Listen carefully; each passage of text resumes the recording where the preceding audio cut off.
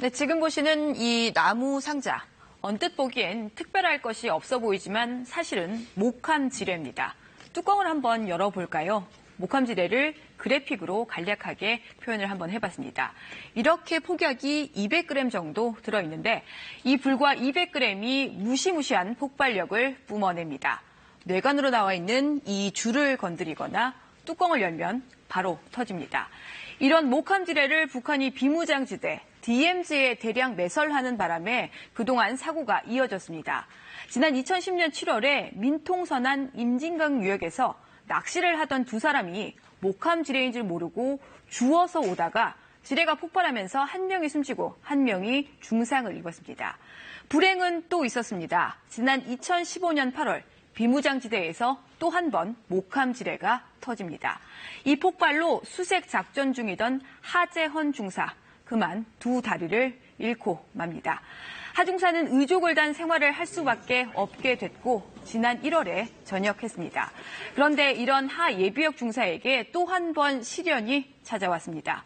목함지뢰 때문에 다리를 잃었으니까 국가에서 보상을 해줘야 하는 건 당연한데 보상의 격이 하 예비역 중사에겐 납득하기 어려운 수준이라는 겁니다. 무슨 이야기냐면 국가보훈처가 하 예비역 중사에게 전투를 했을 때 다친 전상이 아닌 공무 수행 중에 다친 공상으로 판정을 했는데 이걸 받아들일 수 없다는 이야기입니다. 보훈처 결정에 앞서 육군은 하 중사의 경우를 전상으로 판정을 했는데 보훈처는 이와 다르게 국가수호 또는 국가안전보장 등과 관련이 있는 이른바 공적인 일을 하다가 다쳤다고 본 겁니다. 그러니까 공무 수행 중에 다쳤으니까 공상이라는 거죠. 즉, 하 예비역 중사에게는 이 일이 예우가 아닌 명예의 문제인 겁니다. 군인이 나라를 위해서 일하다가 두 다리를 잃었는데 최고 수준의 희생을 했다. 이걸 인정 못 받는다는 거죠. 당사자 이야기 직접 들어보겠습니다. 왜 군인을 했을까 그런 생각이 이번에 처음 들었거든요. 남은 거라고 진짜 명예밖에 없었는데 그 명예마저 지켜주지 않으려고 하니까 참담하죠. 자, 그럼 보훈처는 왜 공상 판정을 내린 걸까요? 보훈처가 밝힌 이유 이렇습니다. 보상 법령에 전상으로 인정할 수 있는 조항이 없다는 겁니다. 또 그동안 군에서 발생한 지뢰 사고 대부분에 대해 공상 판정을 내린 점도 고려가 된 것으로 보입니다. 결국 하 예비역 중사는 보훈처 판정에 불복해 지난 4일 이의 신청을 했습니다.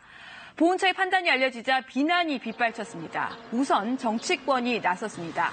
자유한국당은 관련자 문책과 보훈처장 사과를 요구했습니다. 들어보겠습니다. 보훈처가 이제는 국가를 위해서 몸바친 영웅의 명예마저 폄훼하고 있는 것입니다. 근데 또 바른미래당 유승민 의원은 국민 세금으로 만든 보훈처가 국군의 명예를 짓밟고 있다며 이런 강도 높은 비판까지 쏟아냈습니다.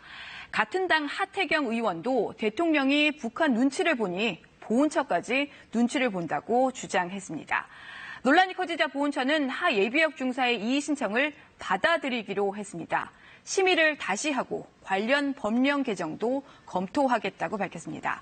문재인 대통령도 법조문을 탄력적으로 해석할 여지가 없는지 살펴보는 것이 좋겠다며 사실상 판정 재검토 지시를 내렸습니다.